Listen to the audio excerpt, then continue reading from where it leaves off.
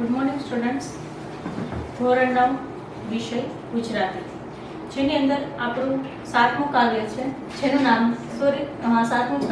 જેનું નામ છે કામ કરેલી. કાવ્ય શરૂ કરીએ એ પહેલા તેના શબ્દાર્થ આપણે જોઈ લઈએ, જેથી કરી અને કાવ્ય સમજવામાં સરળતા બને. શબ્દાર્થ જોઈએ આપણે. પહેલો શબ્દ છે ઈ. ઈ એટલે એનો અર્થ શું થશે? અહીંયા એ. બીજો શબ્દ છે માલમ. માલમ એટલે શું થાય? તો કે વહાણનો હિસાબ રાખનાર નાવિક. પરંતુ અહીંયા કયા અર્થમાં માલમ શબ્દ વપરાયો છે? તો કે દેશને દિશા આપનાર. એને માલમ શબ્દ એના માટે વપરાયો છે. ત્યારબાદ ત્રીજો છે આવડો. આવડો એટલે કે આટલો. ચોથું છે મલક. મલક એટલે કે દેશ. પાંચમું છે સીમ એટલે કે ગામની જે સીમા હોય એની વાત કરવામાં આવેલી છે. છઠ્ઠું છે સોહામણી. સોહામણી એટલે કે સુંદર. સાતમું છે નદીઓ એટલે કે નદીઓ. આઠમું છે મજિયારી. મજિયારી એટલે શું થશે? તો કે સહિયારી. નવમું છે ખમીર. ખમીર એટલે કે સામર્થ્ય અથવા તો શક્તિ. 10મું છે લિયો. લિયો એટલે કે લો. 11મું છે ગુંજવું. ગુંજવું એટલે કે ગુંજવાનો અવાજ. પરંતુ અહીંયા કયા અર્થમાં વપરાયો છે? તો કે જ્યારે ચરખો ચાલતો હોય ત્યારે જે ગુંજારવ થાય એ અર્થમાં અહીંયા ગુંજવું શબ્દ વપરાયો છે. ત્યારબાદ 12મું છે ચરખો. ચરખો એટલે શું થશે? રેટિયો અથવા તો સૂતર કાપવાનું યંત્ર. તમે બધા રેટિયાથી પરિચિત જ છો. ત્યારબાદ 13મું છે જોરે. જોરે એટલે કે બળે. 14મું છે બહાર એટલે કે બહાર. 15મું છે કરામતું. કરામતુંનો અર્થ થશે કસબ, પરંતુ અહીંયા કૌશલના અર્થમાં શબ્દ છે તે પ્રયોજાયેલો છે. ત્યારબાદ હાલો એટલે કે ચાલો. તળપદો ગામઠી શબ્દ છે હાલો. એનો સામાન્ય અર્થ ચાલો થાય છે. ત્યારબાદ 17મું છે વેળા. વેળા એટલે કે સમય. 18મું છે અમોલી. અમોલી એટલે કે કિંમતી. 19મું છે વીતવું એટલે કે પસાર થવું. 20મું છે બુલંદ સુર એટલે કે ઊંચો અવાજ. અને છેલ્લું છે જય જયકાર એટલે કે જય ઘોષણા. તો આ હતા આપણા શબ્દાર્થ. કાવ્ય 7 કામ કરે ઈ જીતે. હવે આ કાવ્ય છે, કાવ્યનો પ્રકાર કયો છે? તો કે ગીત કાવ્ય. બરાબર, કાવ્યનો પ્રકાર કયો છે? ગીત કાવ્ય, જેના કવિ છે નાથાલાલ દવે. હવે ગુજરાતી ભાષાની અંદર આપણને એક સરસ મજાનું વાક્ય આપેલું છે કે પરિશ્રમ એ જ પારસમણી. અને બીજું વાક્ય છે કે સિદ્ધિ એને જઈ વરે જે પરસેવે નહાય. હવે આ બંને વાક્યની અંદર આપણને કોનો મહિમા દર્શાવેલો છે? તો કે પરિશ્રમનો. પરિશ્રમ એ જ પારસમણી એટલે કે જે વ્યક્તિ મહેનત કરે છે, શ્રમ કરે છે, એને સફળતા છે એ પ્રાપ્ત છે તે થાય છે. જો પારસમણી જેવી સફળતા આપણે પણ પ્રાપ્ત કરવી હોય તો એના માટે આપણે સખત મહેનત છે તે કરવી પડશે. જો આપણે મહેનત નહીં કરીએ તો આપણને સફળતા હાંસિલ થશે નહીં. બીજું છે કે સિદ્ધિ એને જઈ વરે જે પરસેવે નહાય. એટલે કે સિદ્ધિ છે એ પણ એ જ વ્યક્તિને મળે છે જે પરિશ્રમ કરી અને પરસેવે નાય છે. તો આ બંને વાક્યની અંદર આપણને પરિશ્રમ છે એનો મહિમા દર્શાવેલો છે. તો આવું જ પરિશ્રમનો મહિમા દર્શાવતું આપણું આ કાવ્ય છે, જેનું નામ છે કામ કરે ઈ જીતે, જેના કવિ નાથાલાલ દવે. હવે આપણે નાથાલાલ દવેનો પરિચય મેળવીએ. નાથાલાલ દવેનો જન્મ 3/6/1912 ની અંદર થયો હતો અને તેનું અવસાન 25/12/1993 માં થયું હતું. તેમનો જન્મ ભાવનગર જિલ્લાના ભુવા ગામે થયો હતો. ગુજરાતમાં રાજ્યના શિક્ષણાધિકારી તરીકે તેમણે પોતાની ફરજ છે તે બજાવી હતી. હવે ત્યારબાદ કાલિંદી, જહાનવી, અનુરાગ, પિયાબી, ઉપદ્રવ, મહેનતના ગીત, ભૂદાન યજ્ઞ, સોનાવરણી સીમ, હાલો ભેરુ ગામડે અને મુખવાસ. આ બધા એમના મુખ્ય કવિતા સંગ્રહો છે. એમની કાવ્યની અંદર ગેયતા, પ્રકૃતિ ચિત્ર અને ગ્રામ ચિત્રો છે એ એની કવિતાના વિશેષતા છે તે રહેલી છે. હવે આ કાવ્યની અંદર નાથાલાલ દવે છે એ પરિશ્રમનો મહિમા છે તે ગાય છે કે આપણે આપણા દેશને આગળ લઈ આવવો છે તો એના માટે આપણે બધાએ ભેગા મળી અને પરિશ્રમ છે તે કરવો પડશે. સામાન્ય રીતે આપણો દેશ કેવો છે તો કે કૃષિ પ્રધાન દેશ છે, એટલે ખેતીને સૌથી વધારે મહત્વ છે એ કવિએ આ કાવ્યની અંદર આપેલું છે કે જો ખેડૂતો છે એ ખેતી કરશે અને સારી ઉપજ મેળવશે તો પાક પણ સારો થશે અને ખેડૂત છે એમને સારું પાક મળશે અને ઉત્પાદન સારું કરશે તો એમને આમદની છે તે પણ સારી મળશે. તો આમ ખેતર ખેડી અને જે નદી છે એ નદીઓના નીર બાંધી અને મહેનત કરવાનું કાર્ય છે એ કવિએ આની અંદર કહેલું છે. આ ઉપરાંત જે પણ વ્યક્તિ પરિશ્રમ કરે છે, જે વ્યક્તિ મહેનત કરે છે, છેલ્લો અંતે એનો જય જયકાર છે તે થાય છે, કારણ કે સફળતા એ વ્યક્તિને જ મળે છે જે પુષ્કળ મહેનત કરે. જો શ્રમ કર્યા વગર કોઈ પણ વ્યક્તિ હાર માનીને બેસી જાય તો એમને ક્યારેય સફળતા પ્રાપ્ત થતી નથી. તમે કોઈ પણ વ્યક્તિ જોઈ લો, એમને સફળતાની પાછળ અનેક નિષ્ફળતા છે તે છુપાયેલી હોય છે, પરંતુ એ નિષ્ફળતામાંથી પસાર થઈ અને એ વ્યક્તિ આગળ આવે છે અને અંતે એ જ્યારે સફળતા પ્રાપ્ત કરે છે ત્યારે એમનો જય જયકાર છે તે થાય છે. તો એ જ મહત્વ આપણને આ કાવ્યની અંદર કવિ નાથાલાલે દર્શાવ્યું છે. હવે આપણે કાવ્યમાં જોઈએ, કામ કરે ઈ જીતે રે માલમ, કામ કરે ઈ જીતે, આવડો મોટો મલક આપણો, બદલે બીજી કઈ રીતે રે કામ કરે ઈ જીતે.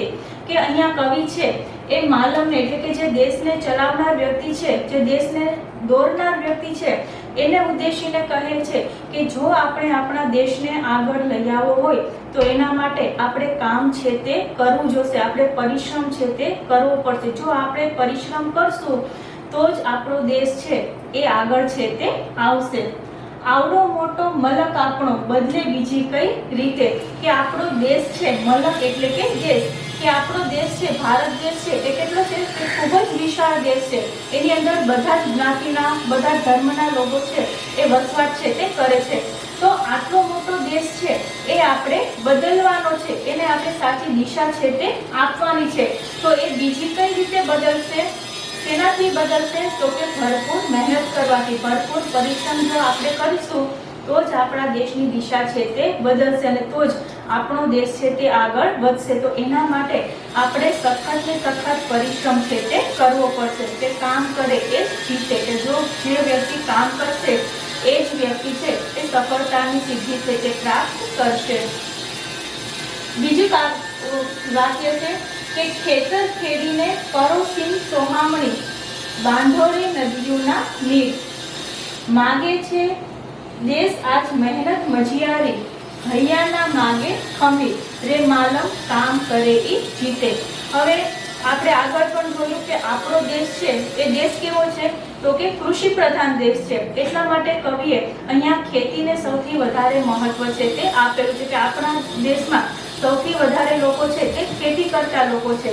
તો જે ખેડૂતો છે એને ઉદ્દેશીને કવિ કહે છે કે ખેતર ખેડીને કરો સીમ સોહામણી, કે તમે તમારું ખેતર છે એને ખેડો અને જે સીમ છે, ખેતર છે એ હંમેશા ક્યાં હોય તો કે ગામની જે સીમ હોય ત્યાં બહાર ખેતરો છે તે આવેલા હોય છે.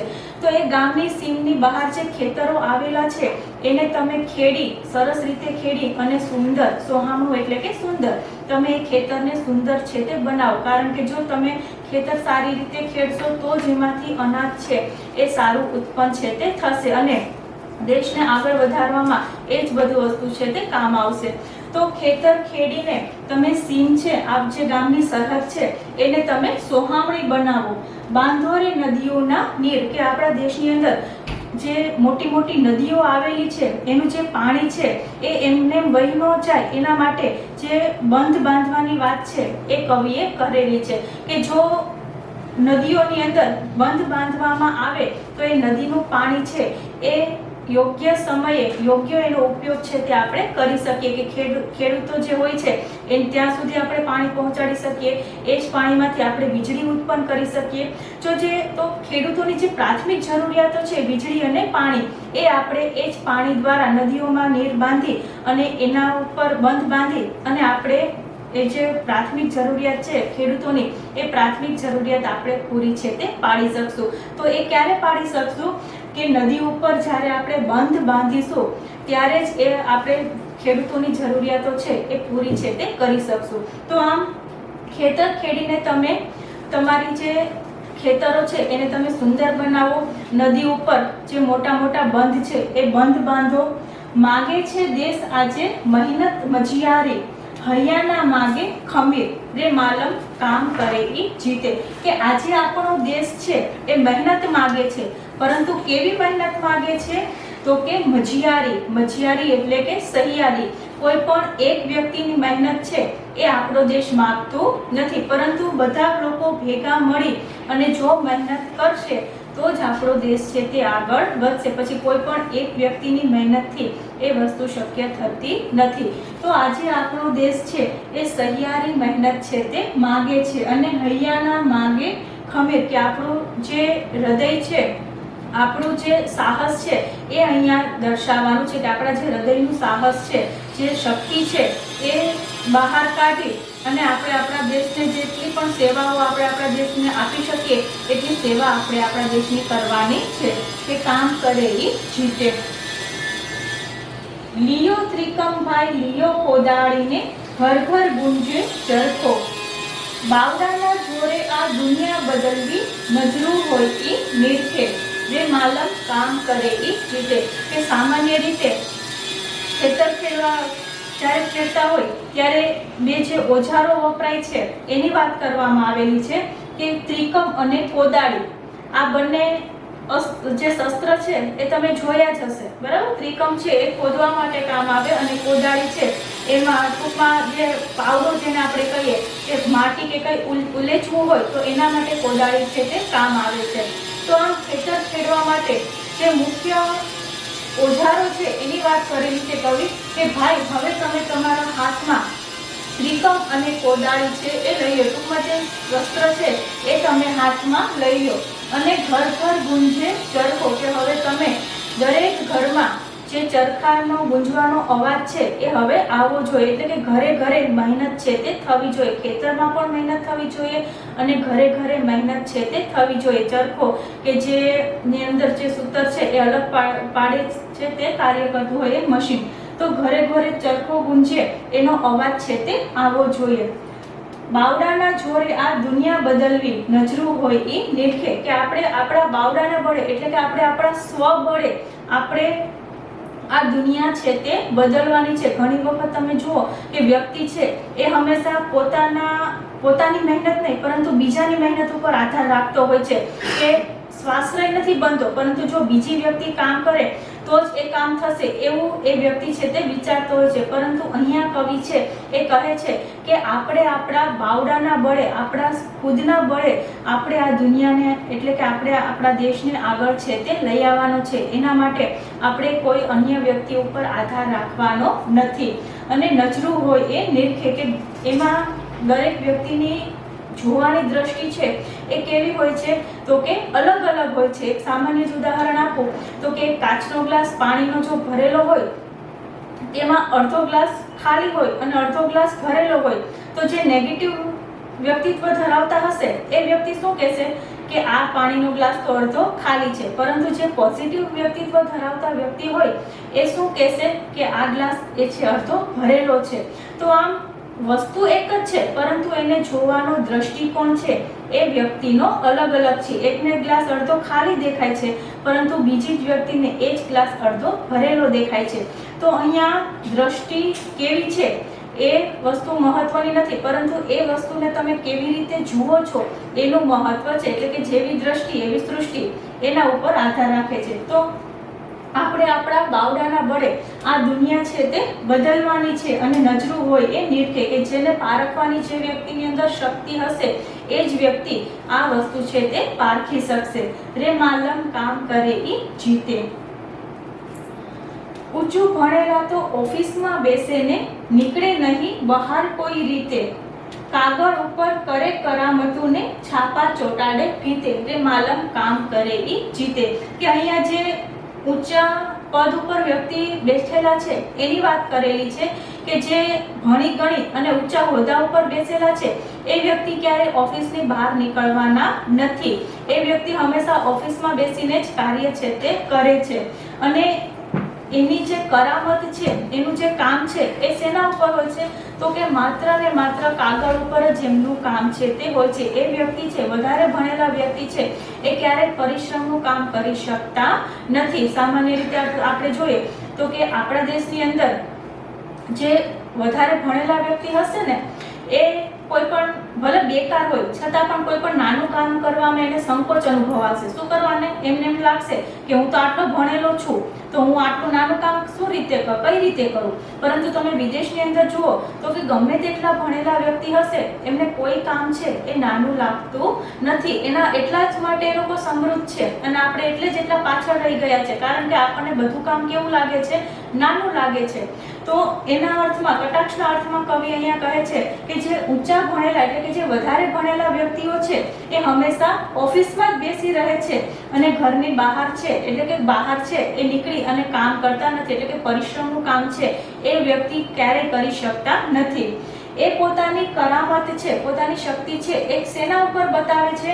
તો કે માત્ર કાગળ ઉપર જ એ પોતાની શક્તિ છે, પોતાની કરામત છે, પોતાનું જે કૌશલ છે એ બતાવે છે અને અંતે એ ભીત ઉપર છાપા છે એ ચોટાડે છે. કામ કરે ઈ જીતે. હાલો રે ખેતરને હાલો રે વાડીએ, વેળા અમોલી આ વીતે. આજે બુલંદ સુરે માનવીની મહેનતના ગાઓ જય જયકાર પ્રીતે, રે માલમ કામ કરે ઈ જીતે. કે છેલ્લી પંક્તિની અંદર કવિએ કહેલું છે કે બધા ભાઈઓ ભેગા મળી અને હવે તમે ખેતરે હાલો અને હવે તમે વાડીએ હાલો, કારણ કે વાડીએ અને ખેતરે ભેગા મળી અને આપણે પરિશ્રમ છે તે કરવાનો છે. અથાગ મહેનત કરી અને જાજુ ધાન ઉત્પન્ન કરવાનું છે. જો જાજુ ધાન ઉત્પન્ન થશે તો એમનાથી આપણને જે આવક છે એ વધશે, ટૂંકમાં આપણો જે દેશ છે તે આગળ આવશે. તો આ જે અમોલી એટલે કે કિંમતી, આ જે કિંમતી સમય છે એ હવે વીતી રહ્યો છે. તો આ સમયને આપણે એમને નષ્ટ કરવાનો નથી. એના માટે આપણે અથાગ મહેનત કરવાની છે, અથાગ પરિશ્રમ કરવાનો છે અને એના માટે પરિશ્રમ કરવા માટે આપણે ક્યાં જવાનું છે? તો કે ખેતર અને વાડીએ આપણે જવાનું છે. આજે બુલંદ સુરે માનવીની મહેનતના ગાઓ જય જયકાર પ્રીતે.